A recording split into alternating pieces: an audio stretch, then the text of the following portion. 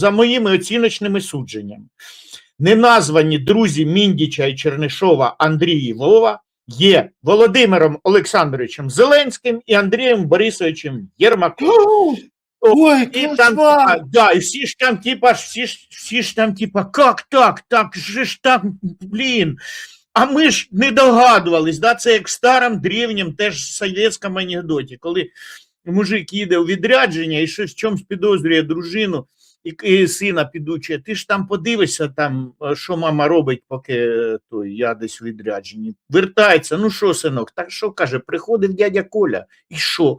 І вони пішли в мамину кімнату. І що? А потім вони на замочну скважину повісили мамині труси, і я далі нічого не бачив. От гадська ж, блін, невизначеність. Що ж там відбувалося? І оце ми, як в тому анекдоті, всі ж догадуються, що там, а вони трусами прикрились і кажуть, так це не Вова, бо Бронєвіцький викинув тиждень назад порцію ж там, типа, цих, ну, я вважаю, що це провокація була, тільки там від збоку, там, ну, от щось таке. От, і звинуватив, що це Марія Берлінська. А тепер виявляється, що не та Маша. Але найцікавіше, що вибач, навіть не він звинуватив. Я дивився теж ці роздруківки, і, до речі, Міша Ткач теж це каже. Там написано Марія Берлінська. А це написали детективи НАБУ. І оце найцікавіше в цій історії. Тож вони теж могли помилитися. Вони, коли розшифровували ці переговори, вони на свій власний розсуд це писали. Чому вони написали Марія Берлінська, невідомо, але ситуація саме така. І я вибачаюся, я хочу що сказати. У мене є скрін, я вважаю, це одне з найцікавіших, що може тільки бути в цій історії. Це скрін з внутрішнього чату офіційного між журналістами і Офісом президента. Це чат прес-центр Офісу президента України.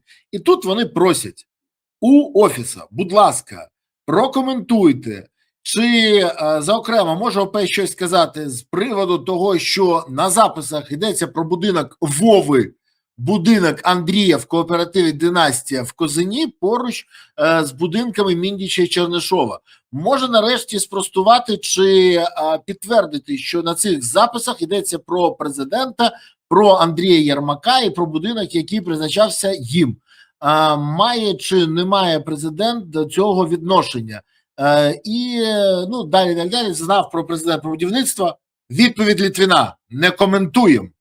Ну, дивись, якщо це брехня, якщо це ганебна, зухвала брехня, і хтось хоче очернити нашого президента, який разом з Міндічем і Єрмаком, з Чернишовим і іншою цією камаріллю тільки живе в ім'я України, бутерброд не лізе в рот, думають лише про народ.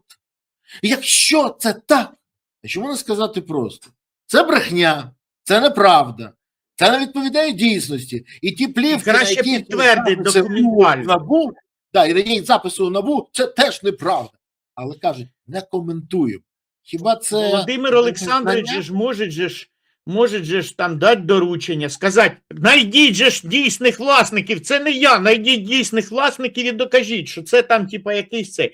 Але що відбувається станом на зараз? Що Броневицький вкинули, ну так або інакше було вкинута тема, а потім виявилось, що Маша не наша, Маша не та, а значить, раз Маша не та, може і Вова не той. І тому Бабиренко якийсь своїм сміливим припущенням, що це Володимир Олександрович.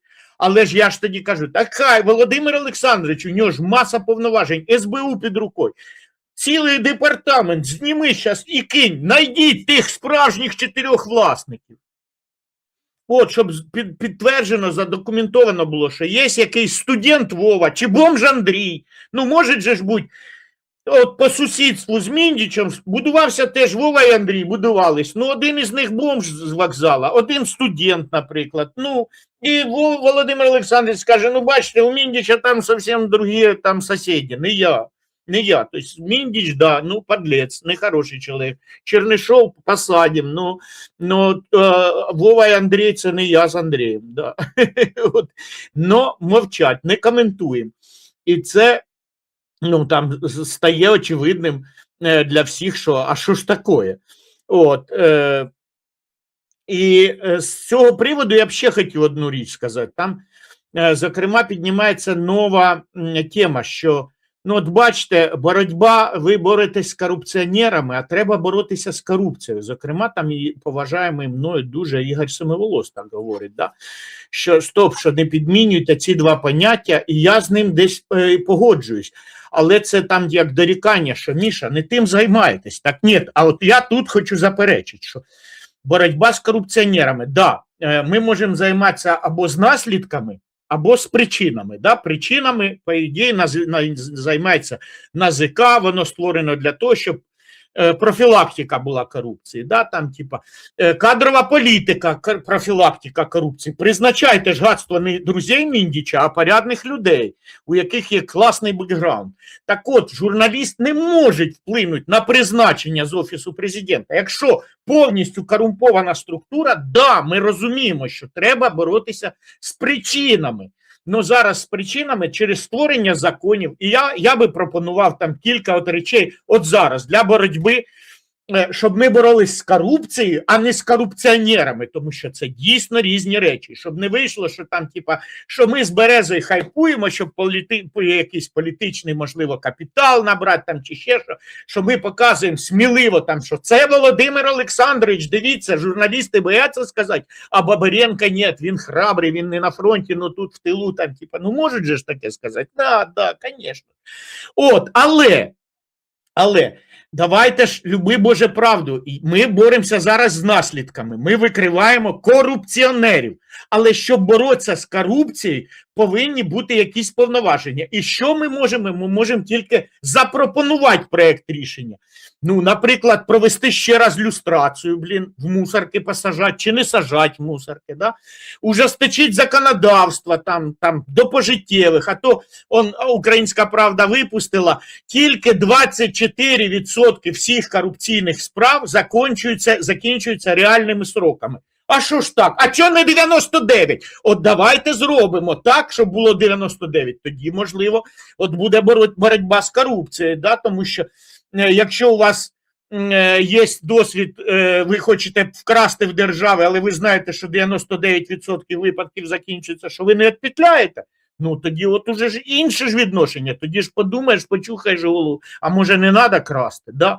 А може не так нагло треба красти хоча б. От, це перше. А друге, от в боротьбі корупції, ну що ми вибираємо? Ми боремося з корупцією чи з корумпантами? Я в тому числі з корумпантами. Але ми можемо же ж запропонувати отаке сміливе рішення, підглянув його у Демсокири. Але повністю з ним погоджуюсь. А, наприклад, а давайте націоналізуємо Firepoint. Приймемо рішення і націоналізуємо, і все, і так Володимир Олександрович скаже, моєї доляхи там нема, навіть не думайте.